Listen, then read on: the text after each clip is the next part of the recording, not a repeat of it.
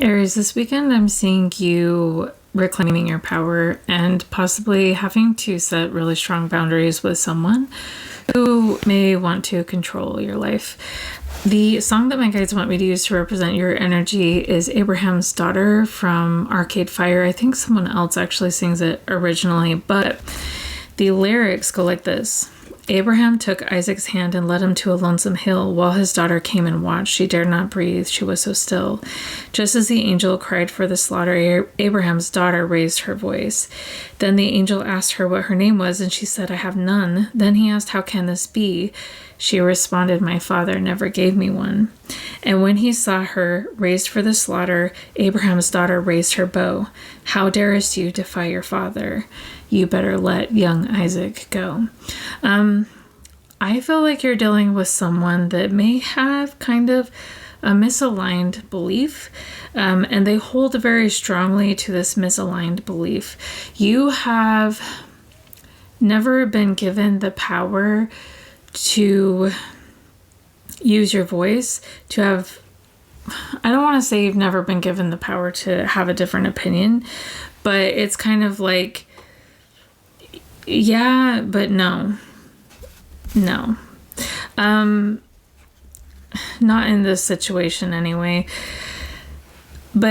And you may fear a lot standing up, speaking a truth, raising your voice in some way, but it's almost like at this point, I have to. There's something really important that needs to be said. I mean, and my guides wanted me to share this quote by Petty Picasso. He says, "May your boundaries find all the right people's last nerve today." So I feel like, yeah, there's someone in your life that has a lot of power and control over you. And it's like, if you go a different direction, if you speak a different truth, if you believe something different, they might crush out, they might have a really difficult time, or they have been having a difficult time. As you may be calling out misaligned beliefs, or as you may have a differing opinion than they do. And honestly, this card is all about embracing the shadow.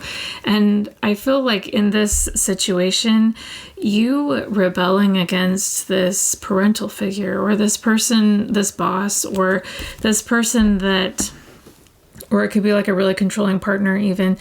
It's looked at as a rebellion, like, how dare you? Kind of like the song says, how darest you defy your father? But I feel like it's almost like the anxiety that you have felt under this person's power and control is actually trying to help you recognize how unhealthy it is for you, and you leaning into this energy of alignment. And even though you may feel fear about standing up to this person, it's actually, and even though they may look down on you for that or shame you for that, it's actually helping liberate you. And it's not wrong to have a different opinion. It's not wrong to stand up against a toxic belief. It's not wrong, even if they're making you feel like it is. And then we have the card Midas Touch. Things are working out in your favor. In what ways are you abundant right now? So maybe they're putting a lot of shame on you because you are showing up in this way, but it's like, actually, though, you're doing something really powerful. You're doing something really healing and really helpful for everyone involved. Even though on the surface it may not feel that way, it may be uncomfortable. Now, the energy connected to you, we have, you can radically change your results by shifting your beliefs. What belief is limiting you? And to receive, you must release. What can you let go of? What do you want to receive? So I feel like this person is holding on very tightly to a belief that is harming them, actually. And you standing up to this is good for them. Even though they are upset with you for doing that, it's good for them. And their energy is being represented by Skimble Shanks. This is from the musical Cats, and the lyrics my guides want me to highlight go like this. There's a whisper down the line at 11:39 when the night mail's ready to depart, saying, "Skimble, where's Skimble? Has he gone to hunt the thimble? We must find him or the train just can't start. So this is a song that's all about a cat that is in charge of everything and loves the power they hold by being in charge of everything. Is like, the train can't go yet. Let me finish my sandwich and then it can go. Like, it's just kind of a very controlling energy. And I feel like this person just needs to breathe for a second. I feel like whatever you're doing is triggering a fear in them, or because they feel this lack of control, it's threatening something that they use to identify themselves. And because they don't know themselves without this label, they're feeling a lot of fear. So this goes a lot deeper than just you have a different opinion. This is like, whoa, you are threatening the ground I walk on, or like my stability in some way. My guides wanted me to share this quote by B.C. Cerna. He says, "You're not a Republican." This is to represent this person's energy. "You're not a Republican. You're not a Democrat. You are not a conservative or liberal. You are not a Christian or an atheist. You're not Muslim. The reason people attach so strongly to these words or these ideas or identities or these categories is usually because they are extremely disconnected from the true self. Like, their ego clings to some sort of identity because it is so disembodied, abandoned, disempowered, or you don't know how to embody your truth, so you cling to these labels. You use these words to describe your beliefs because your actions usually lack it. Like, the more words you have to use to describe your God or your beliefs is usually a reflection of the further you are away from God. And how many people do you know that don't need to talk about their religion or their beliefs because they embody such incredible love, kindness, and generosity, compassion, and grace, and we know they are close to spirit and disconnected from this video game of life or the Matrix? Every time you find someone clinging to a definition, we can know that that person is hiding something or extremely disembodied or disempowered because they're in a frantic fight or flight of, I don't understand myself. I don't trust myself, my feelings, my thoughts, my words.